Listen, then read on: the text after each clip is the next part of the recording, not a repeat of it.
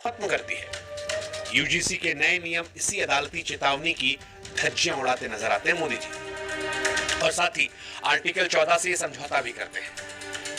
भारतीय संविधान का आर्टिकल 14 साफ तौर पर कहता है कि राज्य किसी भी व्यक्ति को कानून के समक्ष समानता या कानूनों के समान संरक्षण से वंचित नहीं करेगा। सुप्रीम कोर्ट ने भी समय समय पर स्पष्ट किया है कि कानून के सामने बराबरी हमारे संविधान की बेसिक स्ट्रक्चर है, मूल संरचना।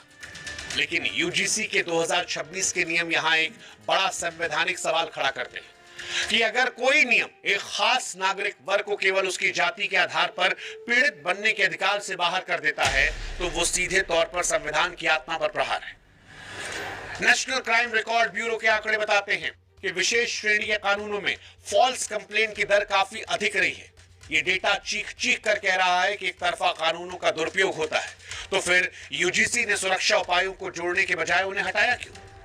क्लॉज 10 के तहत जो सजा का प्रावधान है, जैसे यूनिवर्सिटी की मान्यता रद्द करना, वो इतना ज्यादा कड़ा है कि कोई भी कॉलेज प्रशासन सच जानने के बजाय खुद को बचाने के लिए सीधे सीधे जनरल कैटेगरी के छात्र को सस्पेंड करना बेहतर समझेगा।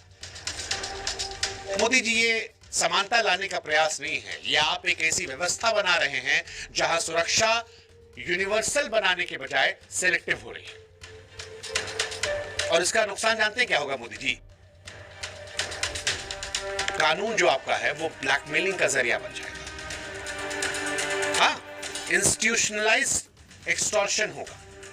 इन नियमों का सबसे डरावना व्यवहारिक पहलू यही है कि ये कैंपस के भीतर ब्लैकमेलिंग और संस्थानिक उगाही की एक नई संस्कृति को जन्म देंगे। देखिए, हम पत्रकार हैं, हमारे नजरिए से देखेंगे तो जवाबदेही जहां नहीं होती है वहां भ्रष्टाचार और दुरुपयोग पनपता है। जब एक छात्र को यह पता होगा कि उसकी सिर्फ एक शिकायत के सामने एक सवर्ण छात्र का करियर मिट्टी में मिल जाएगा और उस शिकायत के झूठा साबित होने पर भी उस पर कोई आंच नहीं आएगी, तो यह स्थिति ब्लैकमेलिंग के लिए सबसे उपजाऊ जमीन तैयार करती है। कॉलेजेस की आंतरिक राजनीति, छात्र संघ के चुनाव या फिर टॉपर छात्रों के बीच की होड़ में किसी को भी रास्ते से हटाने के लिए जातिगत भेदभाव का आरोप लगाना सबसे आसान तरीका बन जाएगा। यह तुरंत न्याय की तरह काम करेगा। समरी जस्टिस, जहां आरोपी को अपनी बेगुनाही साबित करने का मौका मिलने से पहले ही उसे सस्पेंड करके समाज की नजरों में गुनहगार बना दिया जाएगा।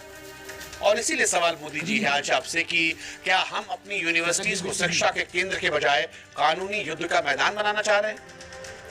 आज हमें उन कड़वे उदाहरणों को नहीं भूलना चाहिए जहां एक तरफा कानून के दुरुपयोग ने हंसते खेलते परिवारों को उजाड़ दिया। ललितपुर के विष्णु तिवारी का मामला भारतीय न्याय व्यवस्था के इतिहास में काला अध्याय है।